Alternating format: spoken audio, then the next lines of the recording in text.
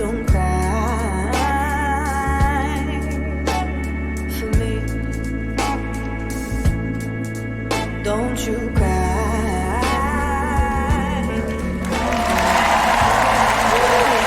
Oh. Thank you. Thank you. Ah, sure. Sure. Save it for the end. Nice. Tell me to shut up. Thank you. Well, it's good to see a little respect for me, but also for history. Because a lot of people feel history is very boring, don't they? Why? Because it is boring. People say it's boring because people are boring and history is about people. Obviously, it's going to be boring. Why are people boring? Because we haven't changed since time began. That's why it's the same stories in the Old Testament and the New York Post. Scientifically, we've advanced a lot, but human nature is exactly the same.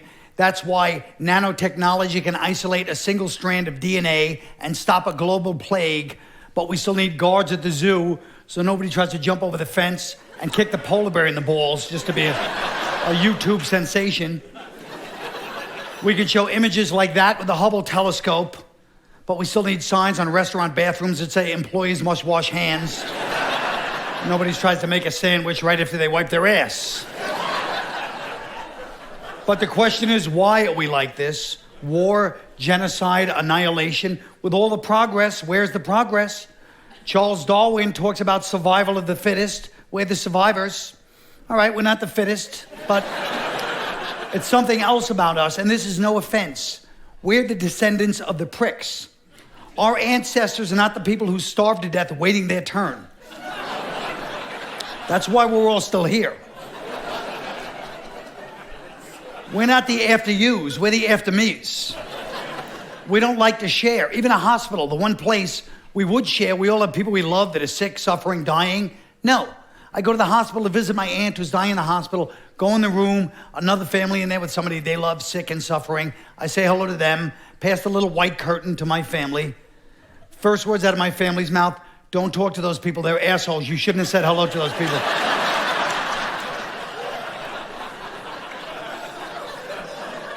Why not? We think they took one of our chairs. We had 4 chairs, and they had 2. Now they have 3, and we only have 3, and the nurse is on their side. She's kind of a bitch, too. Then my aunt used one of her last breaths to say, move the TV, so they can if they want to be like that.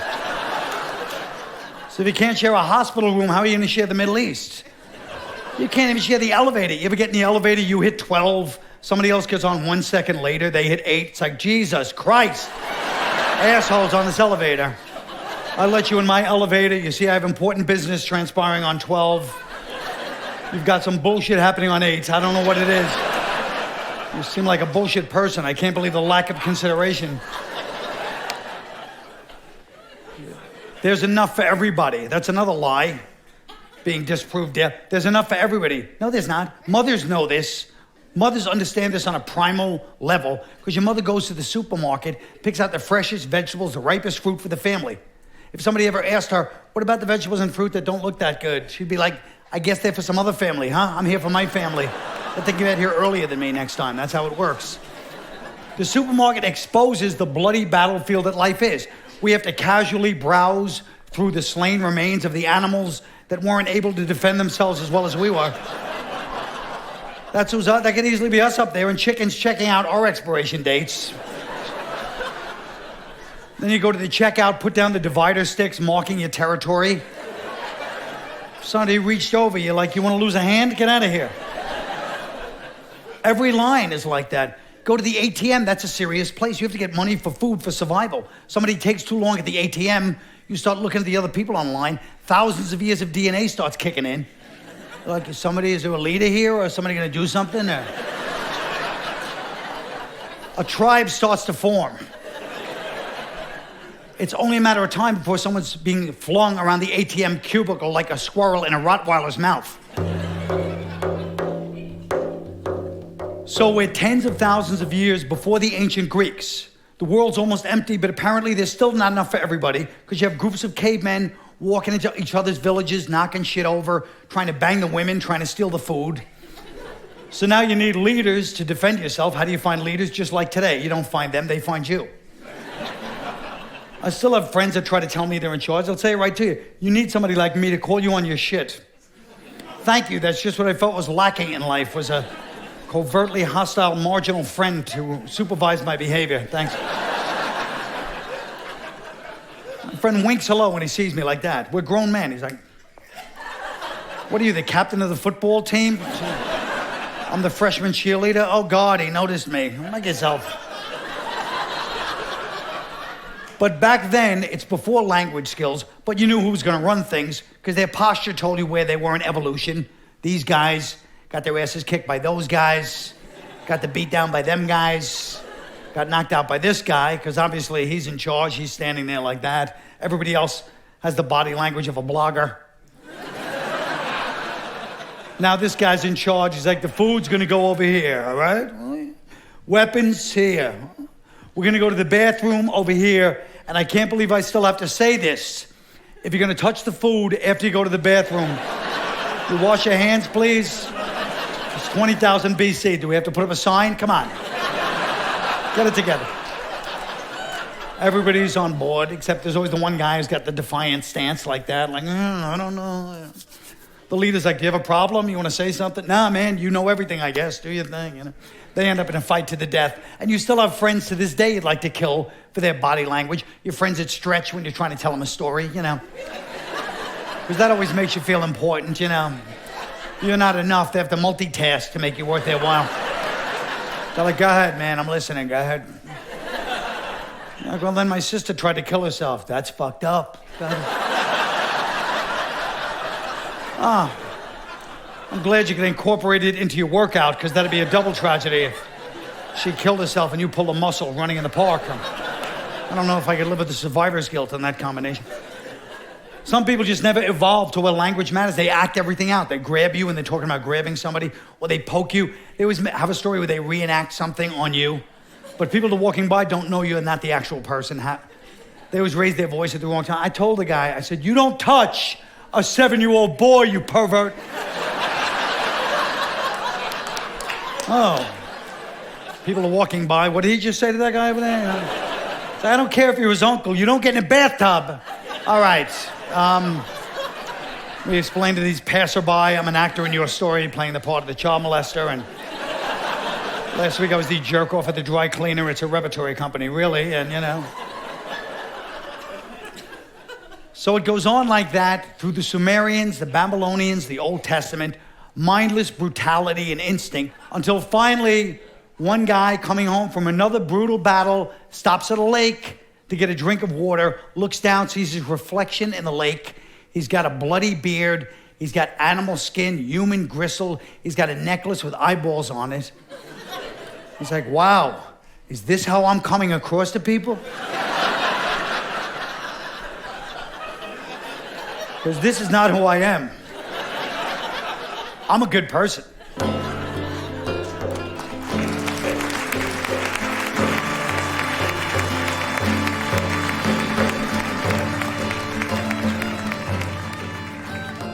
We decided we wanted to see ourselves for who we really were. And that was the first awakening, the ancient Greeks. Ancient Greeks, first ones to say an unexamined life is not worth living. They don't tell you what we found out. An examined life, not that fascinating either. When you've examined your life as we have, you realize you're not going to be Stephen Hawking, Ryan Seacrest, whatever their dream is. And we've over-examined our lives at this point. You ask anybody an innocent question, how are you? I'm 6 days off sugar, thank you for asking. I'm getting closure on my toxic relationship. I'm healing from my unresolved childhood issues. Great, welcome to Walmart was what I was going to say, but... And the Greeks' first great realization, you have to be able to blame your problems on some outside forces you have no control over. They came up with the myths, the gods. Hey, that wasn't me, I wasn't late. Kronos, the god of time, told me to make a left at the Acropolis. And that wasn't me, that was Aphrodite, the goddess of love. She told me to sleep with both Aesop brothers at the same time. I wasn't being a slut. And I think she lives vicariously through me. I think she's banging Zeus. I talked to the oracle. And We use our outside forces we have no control over, our ethnicity. That's not me, that's my Latin blood. That's my Jewish guilt. That's my Irish temper. Or people just say their ethnicity like that explains it all. I'm half Dominican, half Italian. What do you expect, right? Well, what do you expect, really? No. But the myths didn't cover it all, so the Greeks had to invent theater. And the average Greek child was watching 40 hours of plays a week. You know, and the parents didn't like it, but the kids are glued to it. What could you do, right? But with plays, you could gossip about your neighbors publicly without being called on it. So if Oedipus wanted to approach Sophocles after the play, Sophocles, interesting play there. Thank you, Oedipus. Yeah. Was that one guy supposed to be me or something? Not really. Oh, because I fucked my mother and I killed my father, so you can understand why I might... Yeah, but that was a compilation of a lot of people I've known. You'd be surprised how many people did some variation on it. Oedipus is like, oh...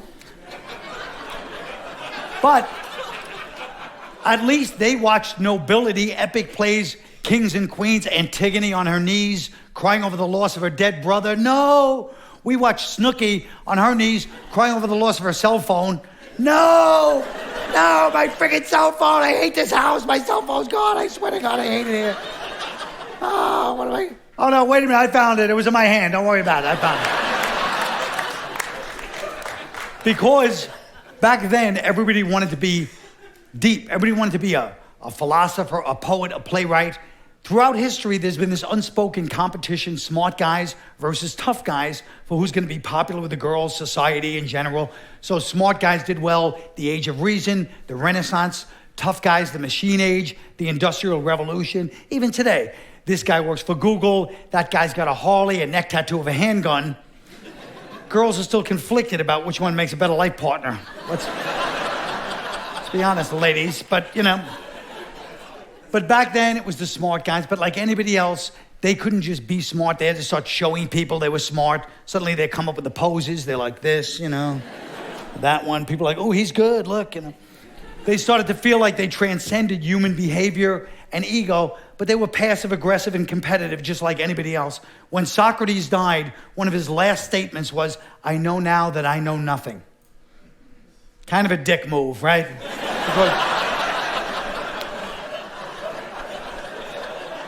Because you're the greatest philosopher, everybody knows that, you're dying, all these other philosophers still alive, you're like, oh, it's all bullshit anyway, you know.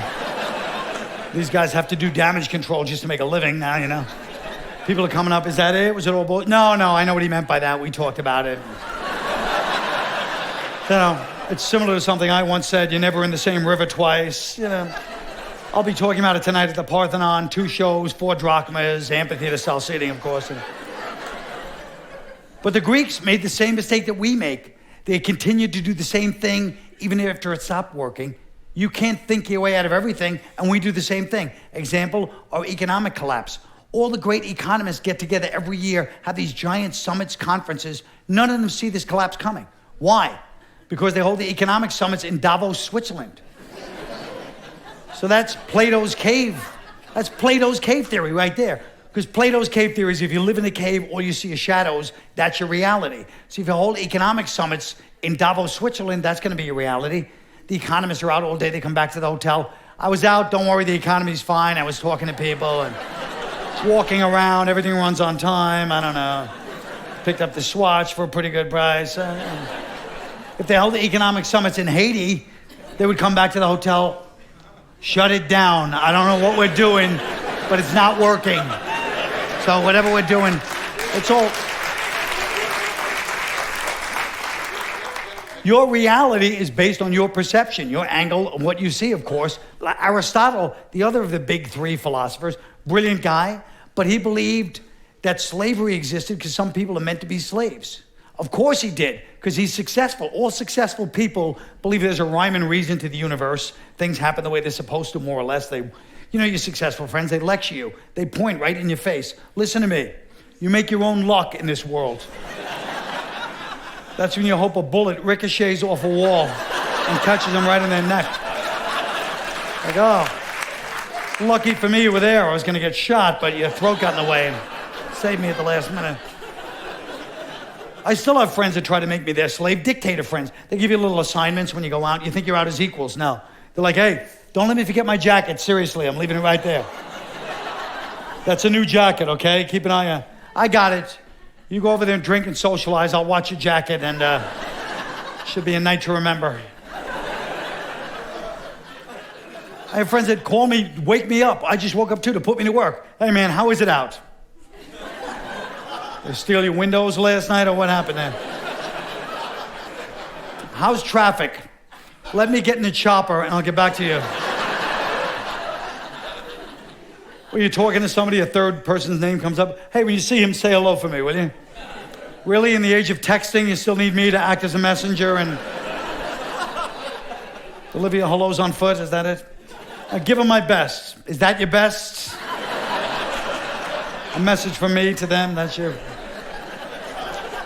So, the Greek Empire ultimately failed because you can examine yourself all you want. None of us ever see ourselves the way we really are or the way other people see you. What do? We let our mind take our worst qualities, twist it into a good quality. I realize my worst quality, I'm too nice. That's what it is. I realize my biggest flaw, I'm too honest. People can't handle it. I know what it is about. I freak people out because I'm too good looking. So people think I'm conceited, when really it's the opposite. I actually have low self-esteem from people thinking I'm conceited because of how good I look. I'm the opposite of the way I am. Don't you understand? I'm loud and obnoxious because I'm actually shy and insecure. So I try to overcompensate by being loud and obnoxious. So I'm violent because I'm afraid. So I cover up my fear with violence. I shove people to the ground because I'm trying to reach out for them. And I have a depth perception problem. Don't judge me by what I do. Judge me by what I tell you I'm thinking when I'm doing the other thing.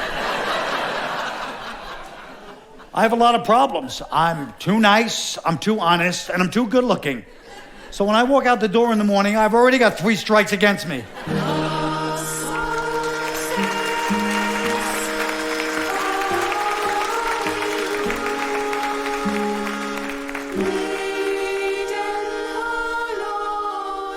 So the search for the self didn't work, and while the Greeks were busy thinking, the Romans came in, conquered them, and said, what do you think about that?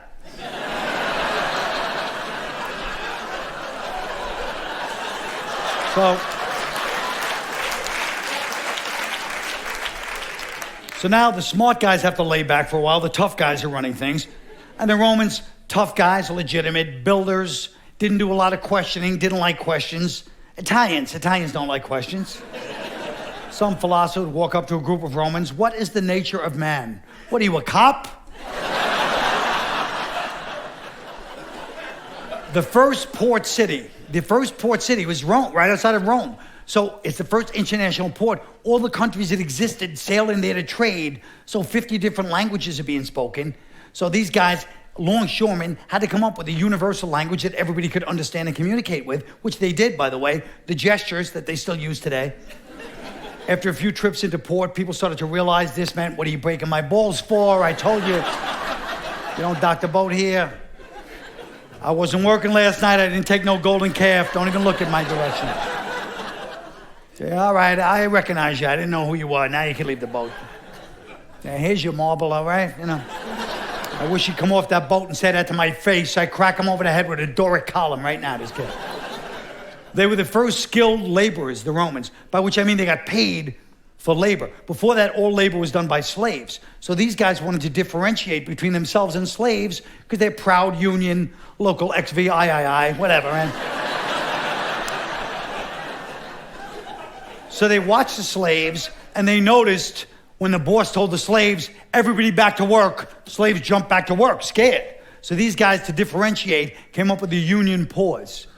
So when the boss told them, everybody back to work, yeah. What was I saying? Talk to Romulus and Remus and, I don't know, it's got to be like an arch or something like that. You figure it out, get back to me. All right, let me get back to work, like it was their idea. Let me get back to work. Let me go see what this prick wants over here. Because they realize the boss has to be a prick. You got to have constant criticism, culture, construction. You have to criticize everything, criticize what you're working on. This Tunisian marble is shit to begin with, by the way. I told them Carthage, but they don't listen to me. I've only been doing this 12 years. What do I know? And they criticize the guys that did it before you. These assholes put it in backwards. Let me show you right here. And then you criticize the boss. Yeah, Marcus. If his last name wasn't Aurelius, he's down here cleaning aqueducts for the rest of us, trust me. But it was a glorious time for Rome, you know? It was the beginning of the mob. They all had that... They had that Ray Liotta swagger, you know? You see, Caesar couldn't have been more than 28 or 29 at the time, but he was already a legend. He started out doing hits for the legions. You see, hits never bothered Caesar. But what Caesar liked to do, what Caesar really liked to do was steal. He was the kind of guy that rooted for the lions in the gladiator fights. And hundreds of guys depended upon Caesar, and he got a piece of everything they made. It was tribute, just like in the old country. And all they got from Caesar was protection against other guys that were trying to rip them off. And that's all the Roman Empire was. The police department for guys that couldn't go to the other empires. You see, Caesar had it down to a system. He'd have the tribunes invade a province. Then when the consul came to Caesar, Caesar'd make him a partner. Now the guy's got Caesar for a partner. Any problems, he can come to Caesar. Slaves revolt, come to Caesar. Vandals invade, you come to Caesar. Chariot drivers want to go on strike, you come to Caesar. But now the guy's got to pay Caesar every month, no matter what. Crops failed, fuck you, pay me. Plague of locusts, fuck you, pay me. God gets mad, kills the firstborn son in every family, fuck you, pay me. And then finally, when there was nothing left and they'd squeezed every last dime out, somebody lit a match and they burned Rome down for the insurance money.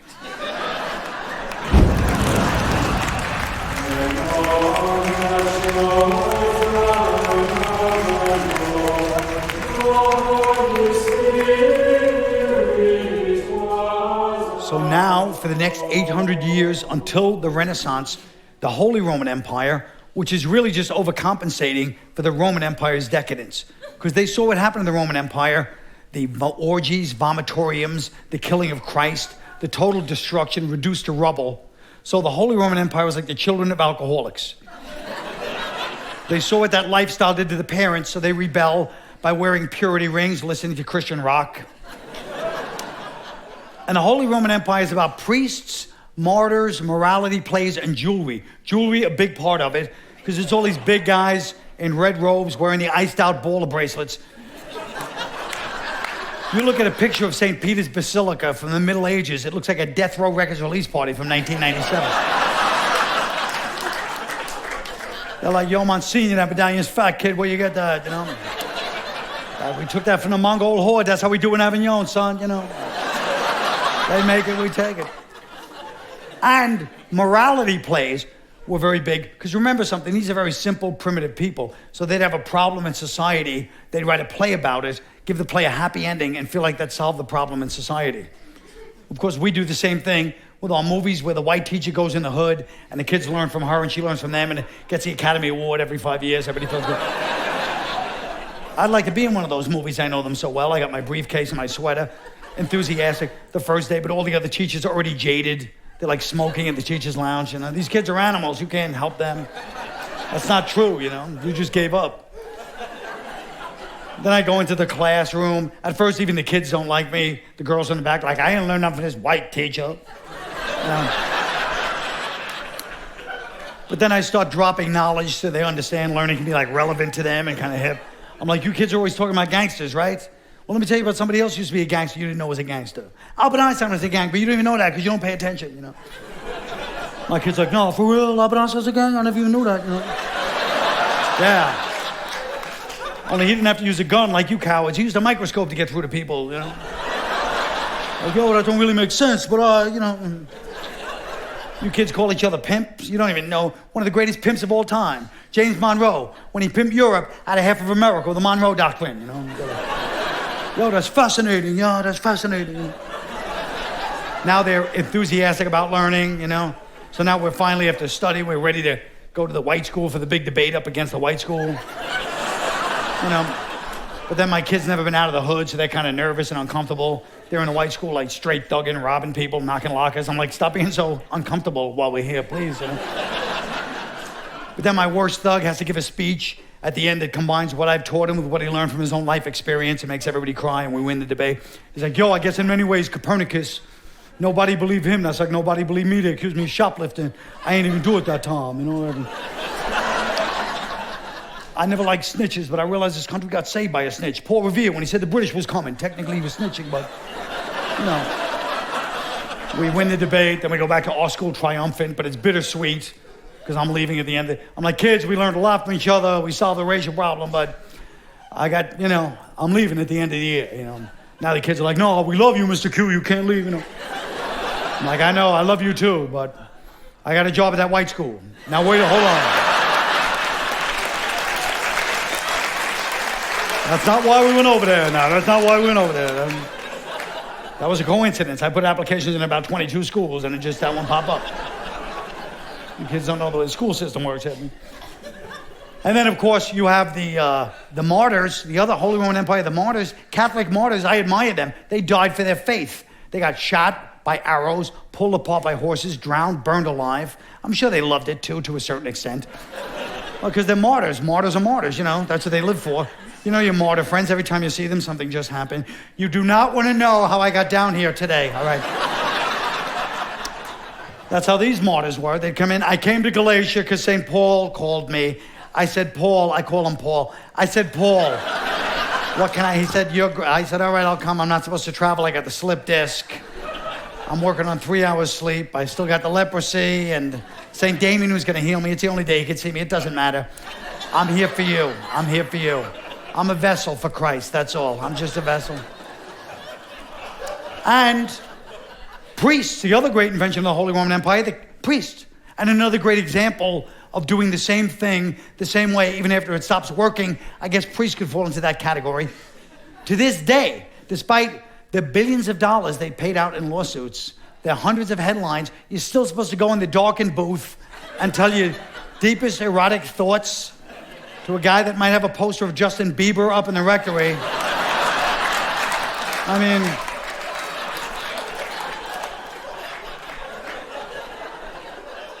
but now you know why the penance was so lenient all those years in the church. Because you think you're horrifying them with your sins. I eat meat on Friday, I touch myself, impure thoughts. These guys are sitting there like, that's it? Do you have any idea what's going on around here on a daily basis? 10 Hail Marys, 10 Our Fathers, get out of here, amateur night, you know? But it's easy to go after religion, of course. Anybody can do that. Religion's under attack, but religions don't help their case. They don't do themselves any favors because every religion preys into the negative stereotype of that particular religion. Catholicism, obviously, maybe we'd like to lose the kneeling for a couple of years until things calm down. I mean, come on. How about the kneeling waist high, mouth open? At some point, it's entrapment, for Christ's sake.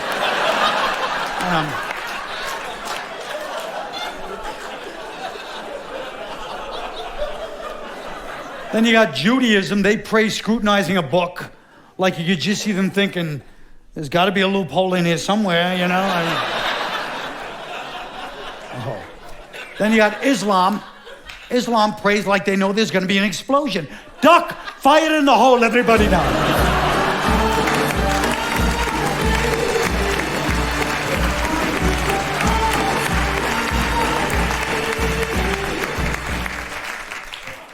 Islam, around 600 AD over to the east, is where Islamic empire officially begins. But it unofficially begins long before that. Abraham has 2 sons, Isaac and Ishmael. Isaac he raises with his wife as his son. Son becomes Israel, the Jews. Ishmael he has with his mistress, banishes him to the desert. That son becomes the Arabs. And that's why you can never solve the Middle East, because it's not about land, it's father issues. Islam's still trying to pay his father back for kicking him out of the house, single-parent household raised, still angry. That's why never got presents when they were little. That's why gift giving is so important to the Arab culture. You compliment an Arab on anything, they try to give it to you. I like your car. You like the car, my friend? The car is yours. Take the car. That's silly. How will you get to work? You want my job, my friend? Take the car to the job. I call the boss, tell him to look for the car. How are you going to feed your family? Kids, get in the car, go with the man to the job. Because family is everything to Arabs. Family. Except for strangers. Strangers who's just as important as family. Because they had to wander the desert. They had to depend on the kindness of strangers. So when they see a stranger, they're happy to see him, to pay back and be a good host. But Arabs, when they're happy to see you, it seems like they're angry. And when they start to get angry, they start to get friendlier and smiling. So a stranger shows up, they're happy. My friend, I love you to come to my house. You're my guest, you stay with me. You must be hungry. I'm going to give you some food. My cousin will give you some food. Cousin, give him some food. Cousin, why are you refusing? Why are you making me upset right now? You're acting like a piece of shit and humiliating me and yourself in front of our guest. I would like to bite your fucking eye into 11 pieces right this minute. Not you, sit down, sir, you're my friend. You are my guest, I like you. But he is a very bad person right here. I don't like this cousin of mine, unfortunate for him. And of course, the strictest religion, you can't show any image of Muhammad or you know what'll happen to you. But apparently the same reverence doesn't apply to the name Muhammad because anybody can be named Muhammad and that's fine. Everybody can be named Muhammad.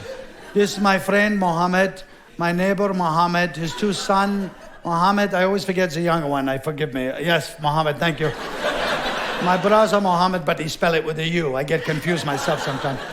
My cousin Mohammed, say hello to Mr. Mohammed. Cousin Mohammed, why are you not saying hello? It's not rocket science. He has the same name as you even. I'd like to boil your fucking face right now, to be honest. And, of course, obsessed with Israel. Every Arab I know thinks about Israel a lot. It's like the guy that broke up with his ex, but he still thinks about her all the time. You see him, how you doing, man? Good, fuck her. Oh, yeah. I keep forgetting you guys went out for a long time, huh?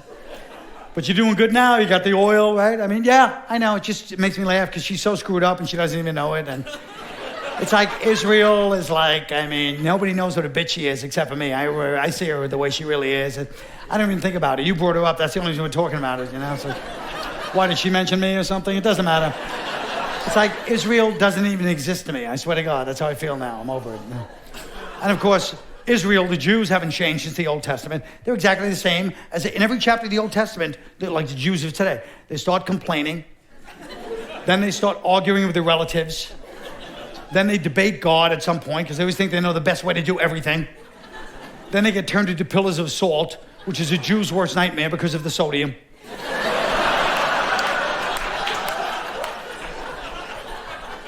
And everywhere the Jews go, they got chased out immediately.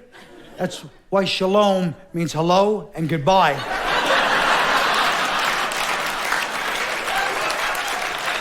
And peace, because that's their story. We're here, we're leaving, don't hit us. Why? Shalom, shalom, shalom, shalom.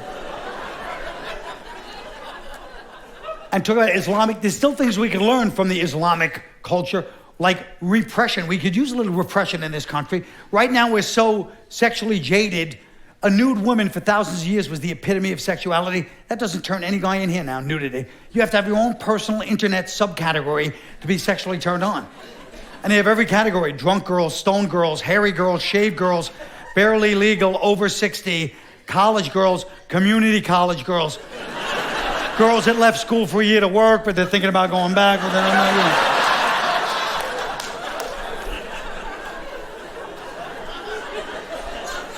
And Islamic law. There's things in Islamic law that are great. They kill rapists, but they're just too intense. They take it too far. You kill rapists, that's great. Yes, we killed the rapist, you know. Then we killed the rape victim too. Yeah. That's where you might be losing some people, actually, I guess, on that part. But the Islamic Empire fell because they made the same mistake that we're making. They tried to spread everywhere. They thought everybody wanted to be them. They spread to Spain. That led to their downfall. They were never going to last in Spain. It was already a half a nude beach by that time. We do the same thing with democracy. We go, that's different. Everybody wants democracy. No, they don't. They wanted democracy in 1960, yes, when it was the Beach Boys, the Mickey Mouse Club, Jack Lemmon driving in the Ford convertible. Now democracy is Lil Wayne and Girls Gone Wild. Not everybody wants that in their culture. I hate to break the news to you.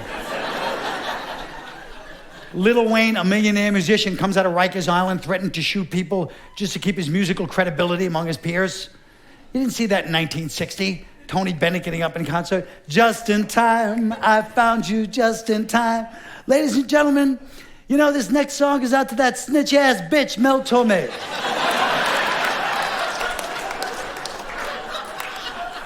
Yeah, when I was in lockdown, I was thinking about your bitch-ass, Mel, and you know what I said? I said to myself, let me catch this punk motherfucker slip and I'll empty a clip in the back of his head. This is what I said, ladies and gentlemen. Him, the gang at Capitol Records, and the whole Nelson Riddle Orchestra, all these motherfuckers, I swear to God.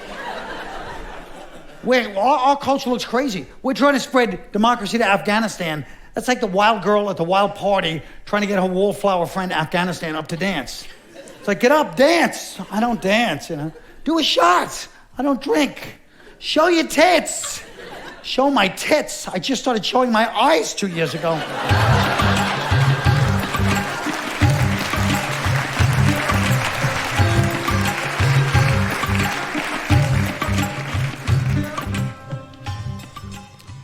So no religion can get popular without a medium to spread the message. The first great medium, the Silk Road, a trading highway that runs from Baghdad all the way to China. Everything benefits from the Silk Road. Hinduism, Buddhism, the little pita bread sandwiches, the falafel, and the white tahini sauce. I like those.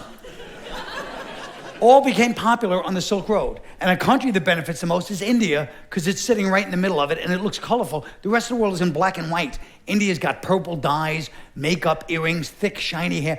You'd walk across the border into India through beads like your stoner friend's apartment, you know? Is this India? Yeah, shut the door. Get in, man.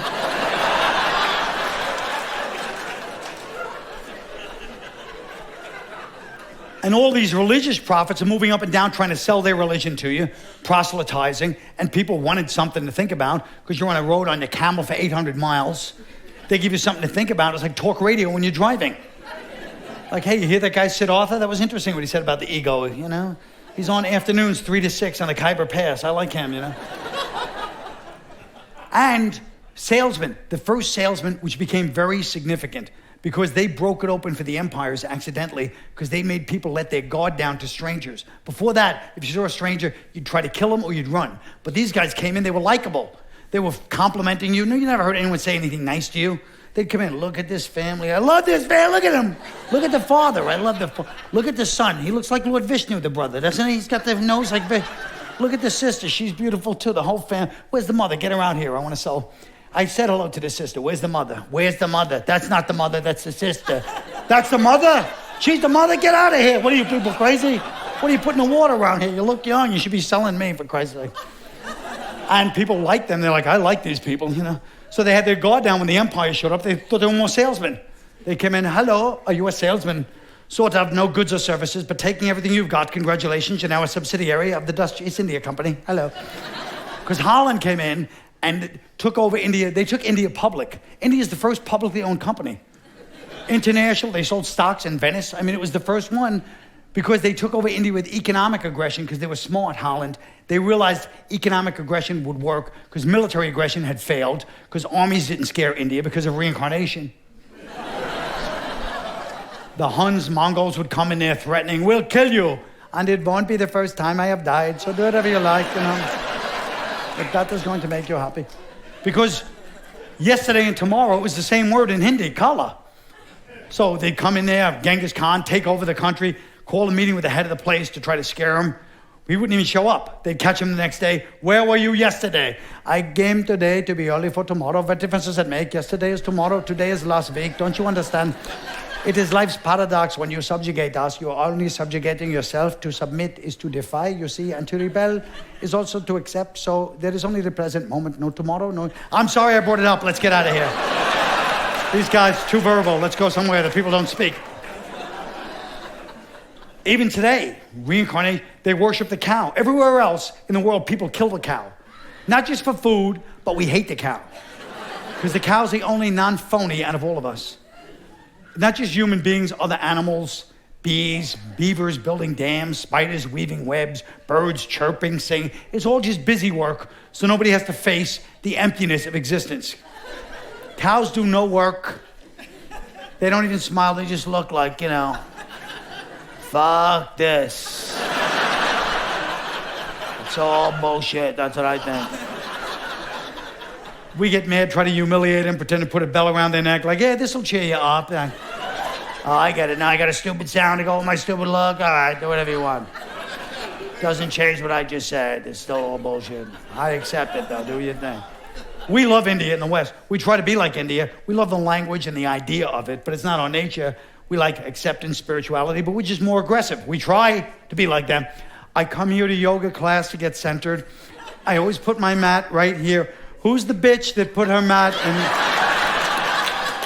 Somebody better move this fucking mat. Oh, it's from last class? I apologize. Namaste.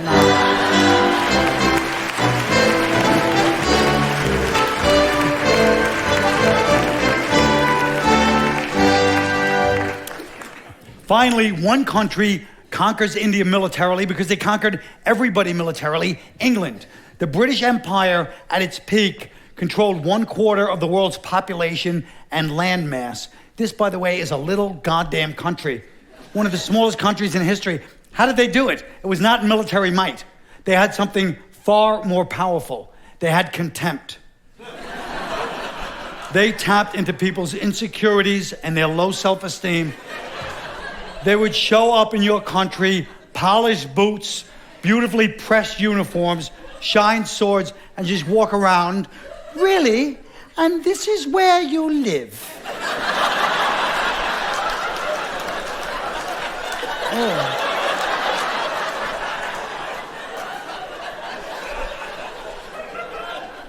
Other countries were like, the British are coming, clean up, the British are coming, the British are coming. Even the other armies come out to fight dirty, faces painted blue, matted hair, no shoes, screaming with clubs. Britain would take that moment of theatrical elegance before battle. Oh, for a muse of fire that would ascend the brightest heaven of invention, and all our yesterdays have but lighted fools their way to dusty death. I'm sorry, is that what you're bringing into battle? They're like, no, man, put that head on a stick away. We look like assholes.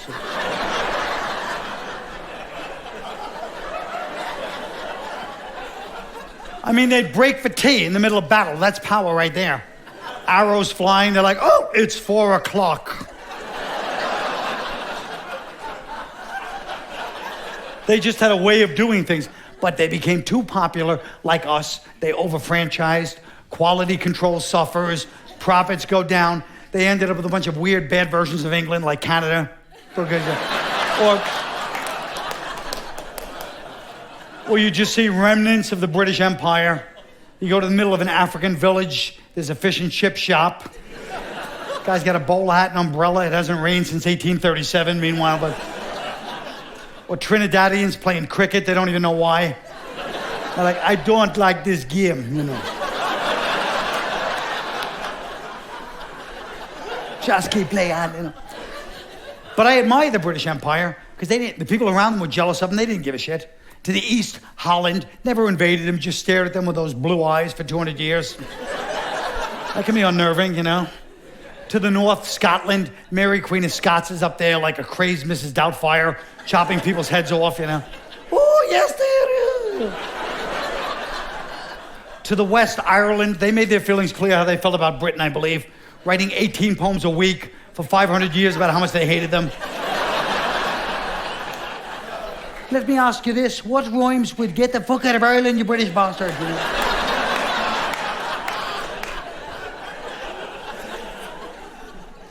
But to the south was France. All these savage barbarian cultures, and there's France with a cigarette, her shag haircut, her coal eyeliner, just staring across the channel. Hello, English, hello.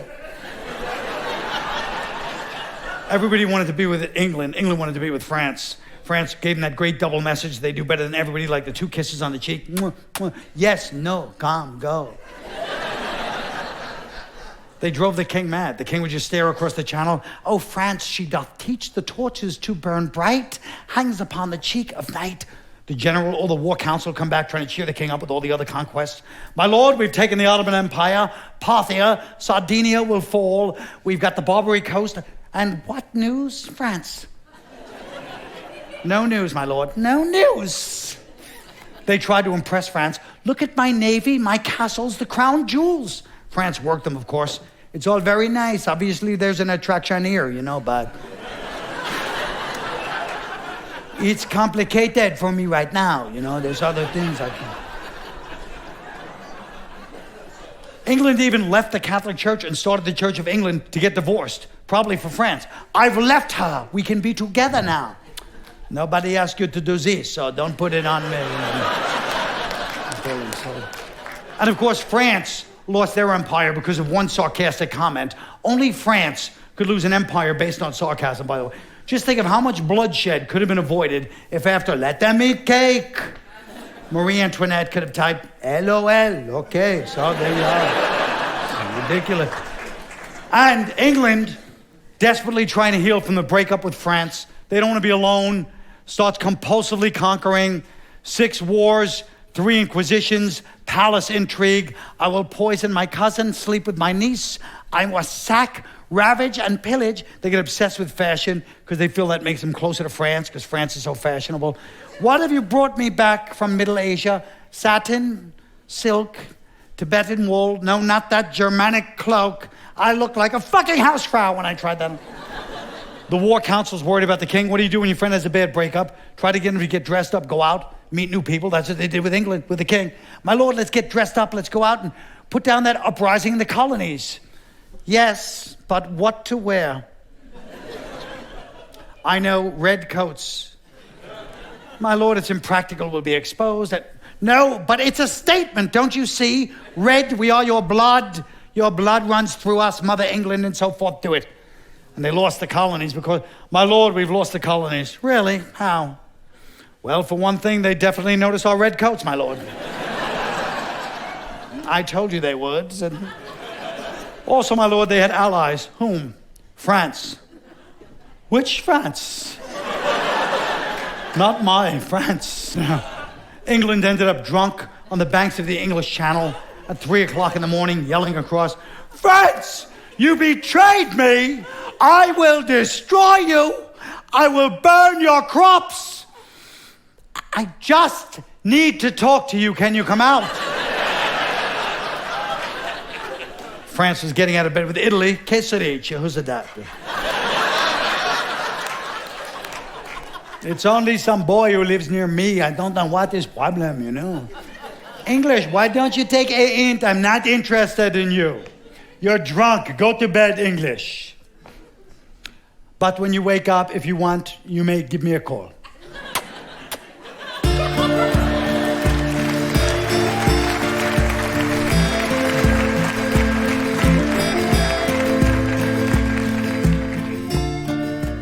And the country most irritated by all of this is Spain, because nothing's more annoying than sitting by yourself on a peninsula watching 2 other countries make out. Spain decides, screw this, we're gonna get in some boats, go down to South America, hit the clubs. They go down there, they go for the gold, stay for the drugs. South America was always all about the drugs, starting with the ancient Mayans. Mayans, pharmaceuticals, the rainforest. The Mayan priest was like the pharmacist. People would bring their kids. My kid. Well, what's the matter with the kid? He looks all right, but I don't know. He can't focus. I got him in the pottery circle. Next thing you know, he's chasing an iguana. Well, I got a new product. People seem to like it. I'll write you a prescription for the 3rd branch on that 2nd tree right over there. Side effects may include constipation, nausea, vomiting, suicidal thoughts. And the Mayans disappear. 900. The mystery of the Mayans. That's what they call it. What's the mystery? Drug culture. People disappear all the time. That's what happens. You're hanging out, then they're gone forever. You never see them again. You don't know if they died, they got locked up, they got clean, they moved, they're just gone. Nobody says a word. And back then, nobody said a word. Because all Spanish cultures are very fatalistic, because the language is fatalistic. Why and because is the same word in Spanish, por qué. Por qué, por qué. Why? Because. Because why? Now you understand, because why. Then, 1400, up in Mexico, you had the Aztecs, but that's a whole different vibe, because they're weed smokers, so they're just sitting there on the temple steps, kicking back, smoking weed.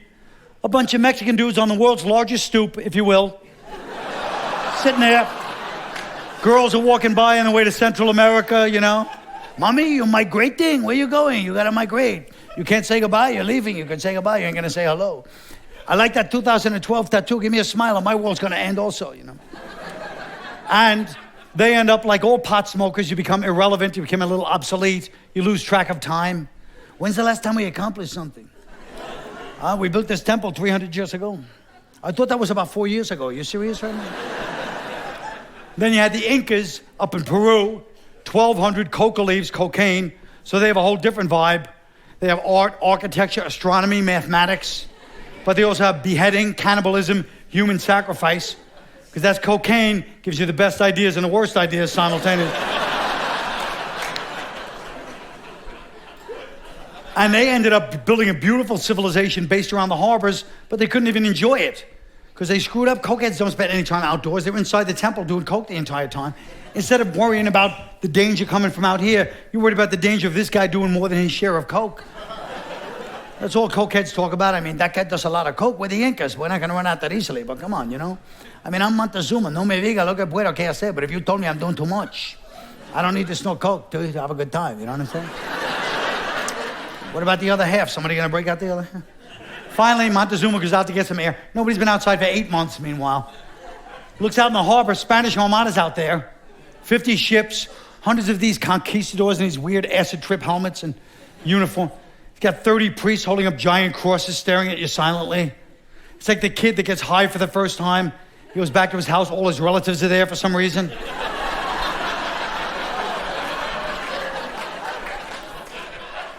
Montezuma went back in. You've been outside lately? Por qué? Por qué? They got us surrounded. Flush that shit down the Amazon. We got to get out of here. Put out the torches. You got a little bit right there. Be careful. You know.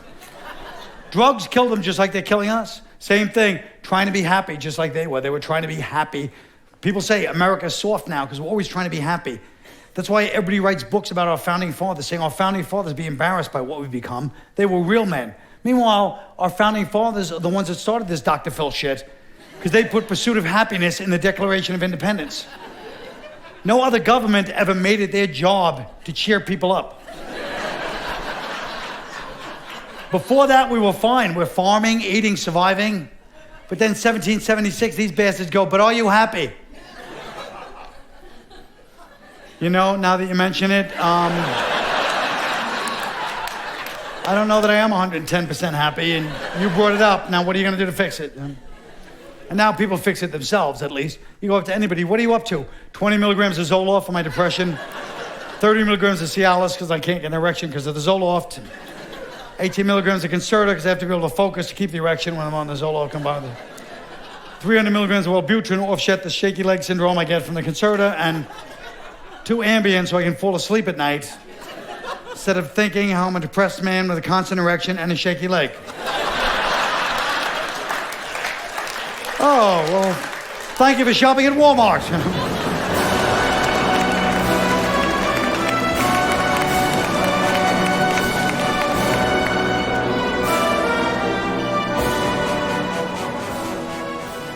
So ironically, while everybody in the Americas in the 1700s is pursuing happiness, the world starts to notice Russia, who's perfecting depression. Russians always in a bad mood. You ever try to cheer up a Russian? How you doing? What would you like me to say? Even back then, people come up to Ivan the Terrible. Ivan the Terrible, how are you? What's my name, shithead? But 2 and 2 together, no, you know. Peter the Great. Peter, you must be great. Your name? It's sarcastic, asshole. That's meant like it. That's why no army could ever defeat Russia. They'd go in there like any army, enthusiastic, ready to fight. But after a couple of hours, just turn to each other. I can't do this, you know? I feel overwhelming indifference and like an apathy. I just want to lie down. They'd all start lying down. We'd turn into the poppy seed from the Wizard of Oz, you know? The Russian army knew this. They'd leave copies of Tolstoy and Dostoevsky to further demoralize them. Okay, they're right. It is pointless. It really is. Let's just surrender. Yeah. But they have a good reason to be jaded, because the one time they tried to be idealistic, Russia, they failed. Marxism failed from day one, by the way. Marxism failed from day one because First of all, Marxism, everybody's equal, nobody's superior. Karl Marx, Frederick Engels thought it up together. Engels even paid for it. Marx came back with the flyers. Engels, like, all right, rally for Marxism. Where's my name, Carl? I say Marxism, but it's everybody's equal, nobody's superior. But, you know, Marx was like, I had to make the call, I was at the printer. We tried Engelsism. Did that even make sense to you? Come on. You know how it is, comrade. Don't call me comrade. I'm not your comrade anymore, asshole. But it's sad. No system works. All these brilliant minds, never a system that works at all. Marxism doesn't work. Communism doesn't work. Capitalism doesn't work. Even democracy doesn't work. People go, hey, democracy is the best form of government. How'd you like to live in the worst system ever? Fascism. You only have one choice for your leader. We live in the best system ever. Democracy, we have two choices. So we have one more choice than the worst system in the history. I mean, no, but the way we brag about it, you think it was 50 choices. And even two choices is not kind of an illusion because nobody votes for the other party. And who's more hated than Ralph Nader for trying to start a third party? We're like, hey, Ralph, it's democracy. You ever heard of it? Democrats, Republicans, Coke, Pepsi, McDonald's, Burger King. You know who's a troublemaker, Ralph? Wendy's.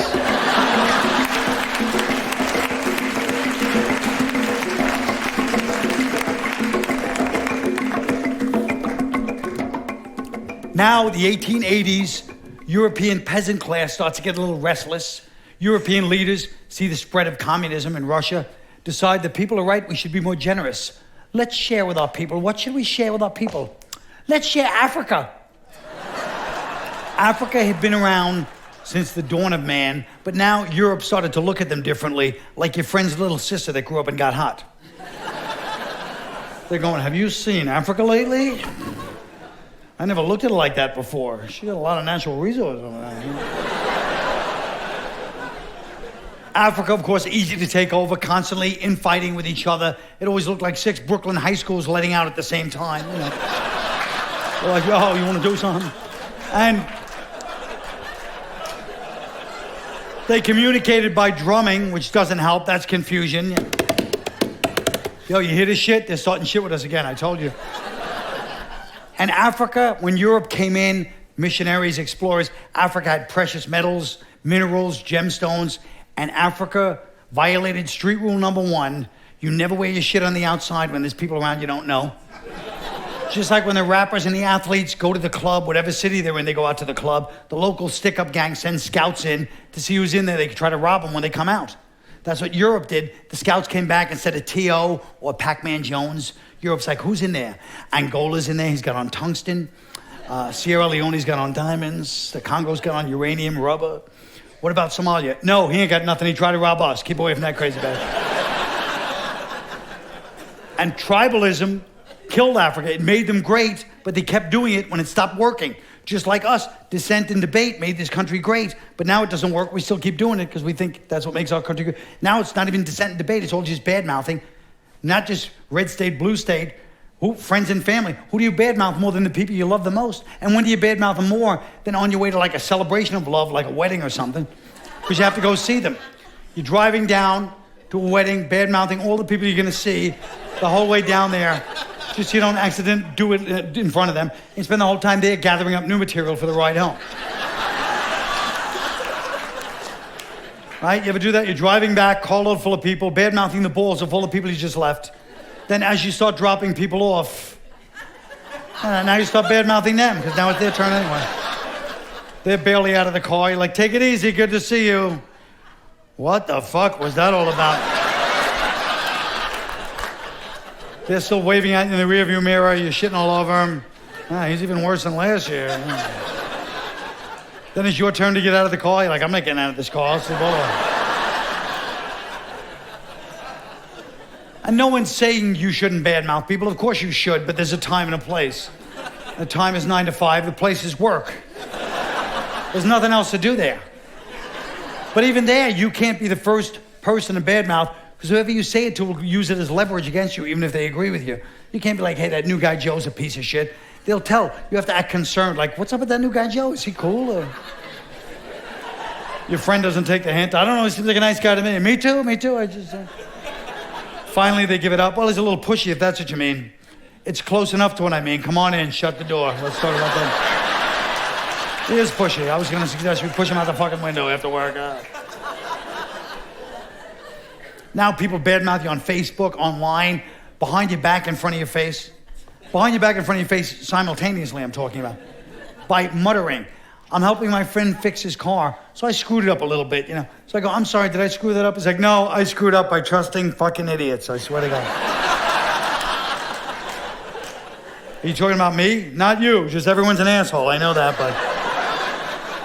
Really, but I'm part of everyone now, did you know? I got in the union finally, so... He's like, ignore me, man, I'm just thinking out loud, really. Yeah, but it's hard to ignore somebody thinking out loud, because the other term for thinking out loud is talking, so then... I'm listening out loud, hearing, they call that one. Yeah, tribalism killed Africa. To the north, yeah, the Arabs and Africans don't get along. Even today, not just the Sudan. Every time I go to the corner store, Arab behind the counter, African cabbie double parked, they fight, and they know each other too well. So they fight like a married couple. They go right for the historical jugular.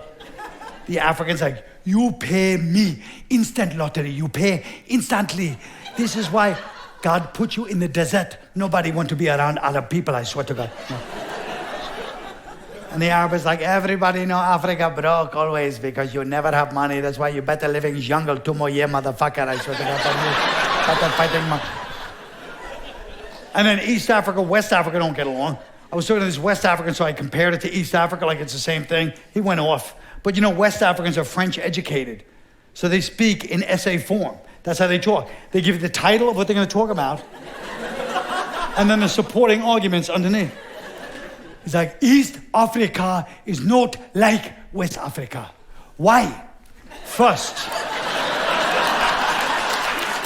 no infrastructure. Second, leaderless people, you know. So I try to bond on West Africa. I figure they all get along. They don't have tribal disputes. I go, I have a friend who's Nigerian. I know this one thing. If you have a friend who is Nigerian, you do not have a friend. Why? First, they are English colonists.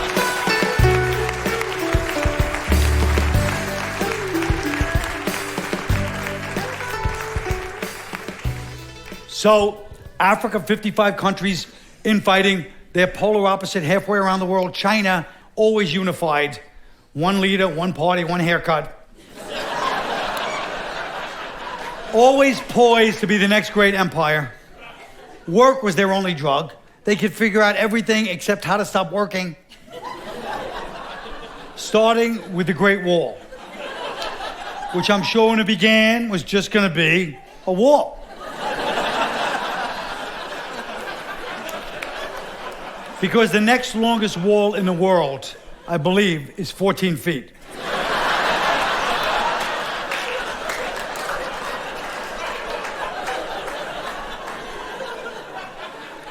Because any other contractor anywhere in the world would turn around and you'd be like, that's 14 feet. That's a great wall.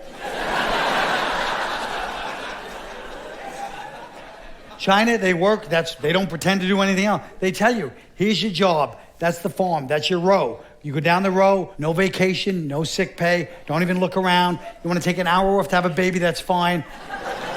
As long as you put the baby in the basket facing the row so they can learn how to do your job. So when you're ready to drop dead, they're ready to take over and start keep their row. Even over here, who works harder than Chinese immigrants? You go to a Chinese restaurant, you never hear anybody going, hey, waiter, where's my food? Where's my food? Your food's there. Anybody that complains about the service in a Chinese restaurant is just being a dick. American restaurants, it's not even about the service. We're a personality country. Care about the service. The waitress is just like, you know, another guest at the table. They come in, hi, my name is Chloe. I'll be a wait person. I hope you're having a good day. I'm trying to, but that's another story. We've got flat bottle tap sparkling spring water. There's some appetizers, but the chef's being kind of a dick tonight. He broke up with his girlfriend. I want you to think about your drink order. I'm going to come back in 20 minutes to take that because I'm in the middle of a story with that table over there, and they're kind of... They leave, you're not even upset there's nothing on the table. You're like, I like her, she's got a good personality. Chinese waiters, they come over, they're not even smiling, just with a pen and pad, like.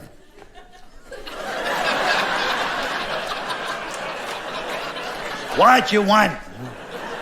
Because they don't care about me. It's like their leader, party, family. I'm a small part of a bigger thing. That's their philosophy. Our philosophy is similar: incident, lawsuit, settlement. I'm a small part of a bigger thing. So my piece could be a little bigger as far as I can see. Because they teach community, Buddhism, no ego. That's why you've never really met a conceited Chinese person in your life. Mao, true, when he was putting up big posters of himself all over Tiananmen Square like he's David Beckham in an underwear ad, but they have the yin, the yang, the two polar opposites for balance. That's why Chinese people have that personality sometimes, that polar opposite. They're the politest, rude people. They're the nicest, politest, won't say a word for 3 weeks, but get in some old lady's way when she's getting off the subway. She's like,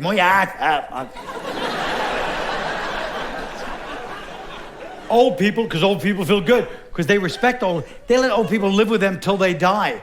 We put old people in retirement homes because we don't want to face our own mortality. We even have the early bird special for dinner. We'll give you $1 off your meal if we don't have to look at you while we eat. And if you're out of here by 6, we'll give you a fruit cup, so.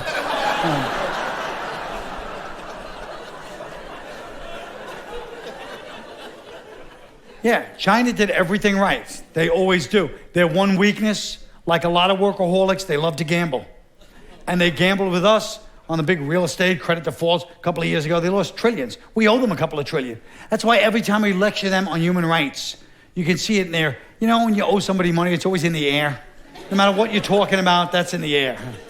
That's how it is. We lecture them on human rights, and they're like, yeah, I could probably help some of those people I'm oppressing if I had that $3 trillion you owe me. I mean, it's only what's right, isn't it? Because they don't trust us, we don't trust them. They don't trust the way we work. They look at the way we work, the way we look at the way Europeans work. Because we look at Europeans like, you take the month of August off of vacation, you close your shops from 2 to 7 for lunch, we eat lunch at our desk. China looks at us like, lunch? Whoa, Mr. Lunch.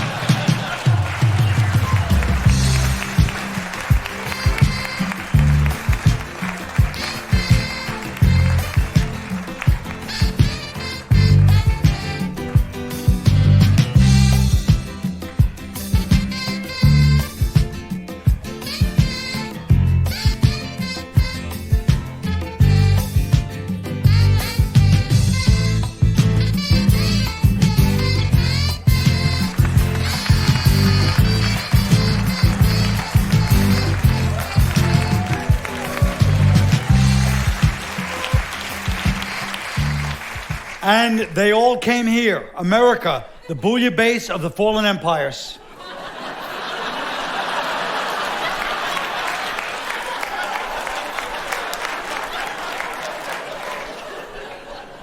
We took a little slice of the failure of each empire and put them all together in a primordial stew. We're a giant food court, different on the outside, but it's one big kitchen in the back. America, where everything's backwards and upside down, little kids are on leashes, and pit bulls roam the streets. Housewives dancing aerobics to gangster rap while gangsters are sitting on stoops and hairnets and house curlers. And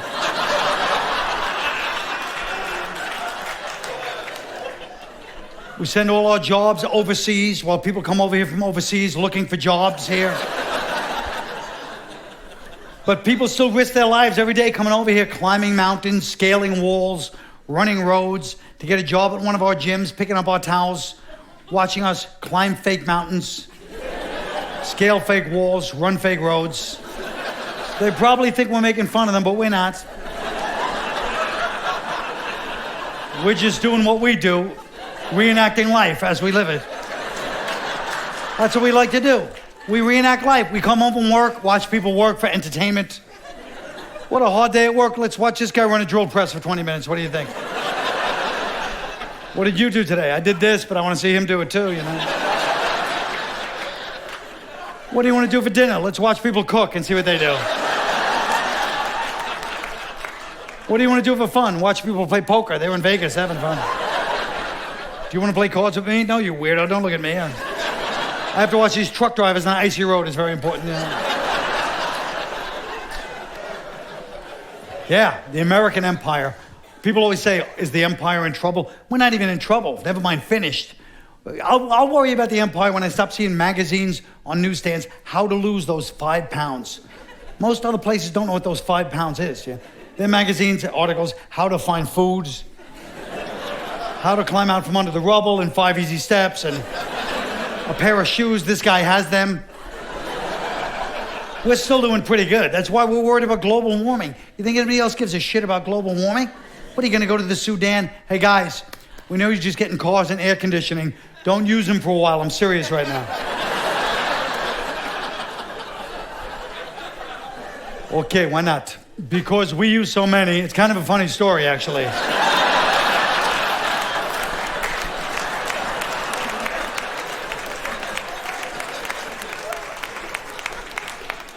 Well, our empire is not finished. We have no solutions if it is. People say we have to compete with our kids. It's up to them. They have to compete with China and India in math and science. Stay competitive.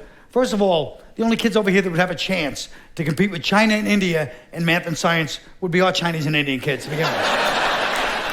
But even they can't, because they're too Americanized. Once you have money, you change. You know, people say we need more money for education. China and India have no money for education, and they kick our ass every year.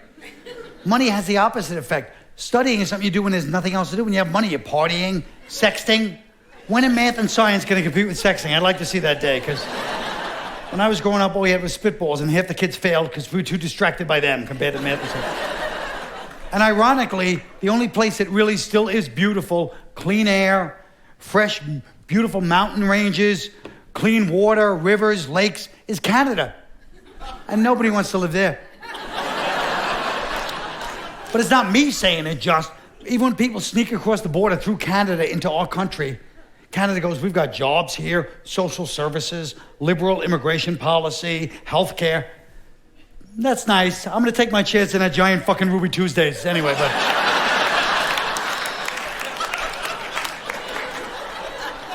It's just something about it. It's like the living room with the plastic on the furniture, you know? Now, come on, sit down. I gotta get going, I don't know. But don't feel bad for Canada. Believe me, this is their strategy, is to be boring so nobody goes up so they can stay looking nice and nobody wrecks it. It's obviously, they're not trying to welcome people. Have you ever seen the flag? It's a leaf. They're not even trying. Even the national anthem is kind of trying to get you to dismiss them a little. It's like, oh, Canada.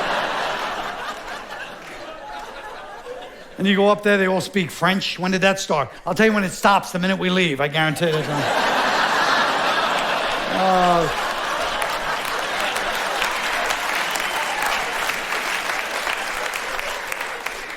But it's an interesting parallel because they're the same size we are, got here at the same time we did.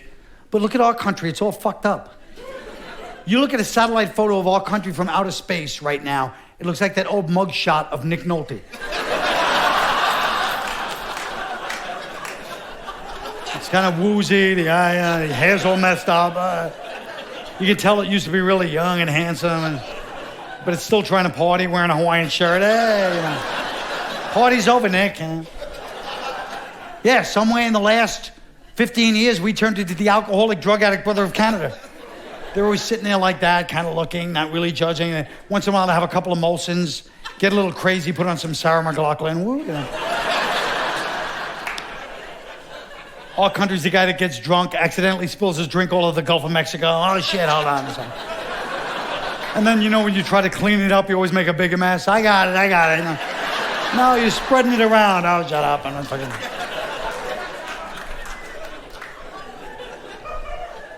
Yeah. But then I don't like when people use this and go, that's why everybody hates America, trying to be deep. First of all, nobody hates America any more than they hate anybody else. How's that? They hate the person next to them more than they could ever hate us. Everybody hates everybody in the world, from what I can see. But now, because of globalization, two countries get into it, everybody else thinks they have to jump in the fight. Right now, the world has the atmosphere of a bar at 3:30 in the morning.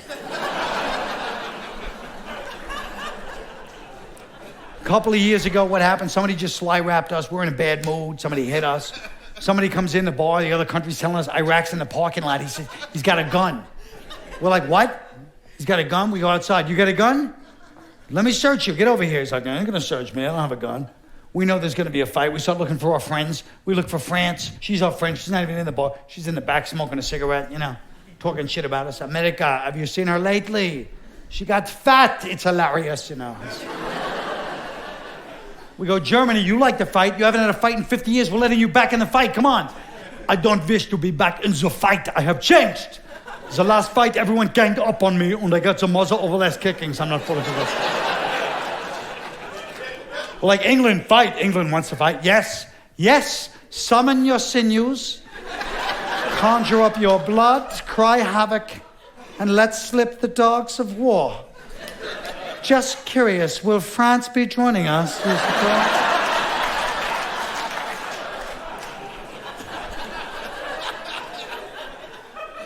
Then Australia backs us up in every war. God bless those alcoholics, first of all. But, no, because they back us up in every policy we do, and they don't have to back anybody up in anything, because technically, are they part of the globe? No, of course not. I mean, there's 6 planets closer to us than Australia right now. Enough is enough. But they always show up for us, they travel. 40 cartons of cigarettes nobody ever heard of, and 50 cases of beer nobody ever saw before. And they all got those cut-off 70s jeans that are too short. One of their balls is hanging out, but you think it's a pocket. You're like, is that a pocket, Australia? Come on. They're not even embarrassed. They're like, no worries, no worries, no worries.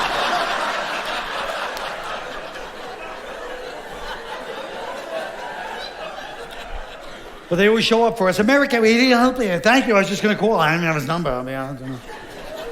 We go outside. We're like, come on, Iraq, we're going to search you. Iraq won't let us search him. The whole world's watching, like, fight, half horrified, half excited, Iraq dares us to hit him. We hit him, knock him out. Everybody turns on us. You don't have to hit him so hard. Look at him, he's fucked up, man. We're like, the guy's got a gun. Relax. Let me just get the gun off him. It's probably in his jacket. Maybe it's in his pants, These guys carry shit in their shoes. Remember the shoe ball? Did he hand it off to Syria? Somebody get Syria back here right now. I want to talk to Syria. And then the whole world is looking at us like, America, man, what did you do? What did you do? We go, fuck it. He was an asshole anyway. He should have kept his mouth shut.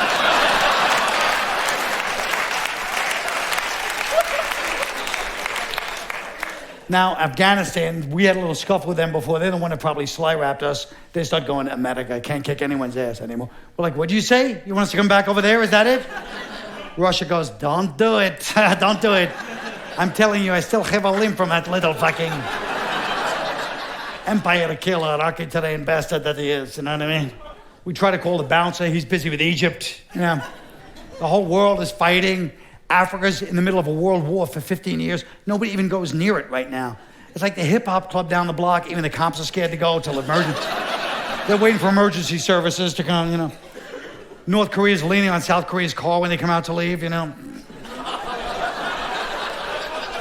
South Korea's like, could you move? Yeah, go ahead, relax, South America's in the back table. Yo, close it. All right, man, Iran's like the weird guy at the bar. You think he's really drunk or really high. Then you realize it's even scarier. He's totally sober. He's not even that big, but he just creeps everybody out. There's a weird vibe. You're going to have to deal with him. The girls are going, that guy's creeping us out, You think he's with the Arabs, but they're like, no, man, I knew the guy when he was Persia. He was okay, but this, I don't know this Iran, man. I don't know this fucking... Somebody calls the UN, they're trying to break it up, bottles flying, sirens, people screaming, and then Greece walks through the crowd. Can anybody give me a ride home? I'm broke. So we're a nice guy, we'll give Greece a ride home. Then Portugal and Ireland try to jump in. Similar problem, actually. Do you mind if we get in the back? Would you? Guys, I can't drive all over Europe, you understand. But Greece, we're like, Greece, get in.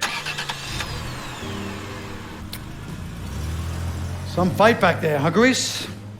Yes, it's a bad one. Greece, I gotta tell you something. Out of all the empires, to me, you were the first and the best. I based my whole democracy on you, Greece. You were ahead of your time. You thought of everything before everybody. Well, thank you, but you're the hot kid now, right? Yeah, it's been a good 200 plus whatever years. Although lately, well, don't forget what Aristotle said. We are what we repeatedly do. Maybe you want to make a few changes. Eat a little less. You could spend a little less.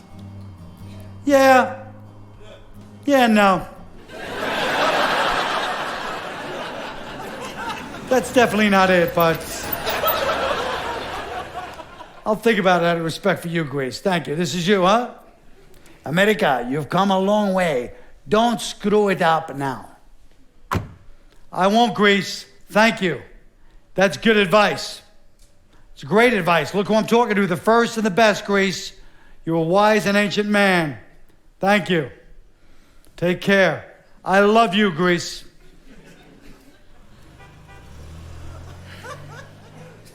What the fuck was that all about?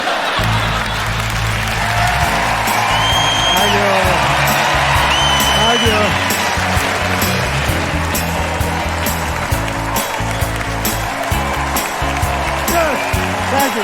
Have a wonderful one.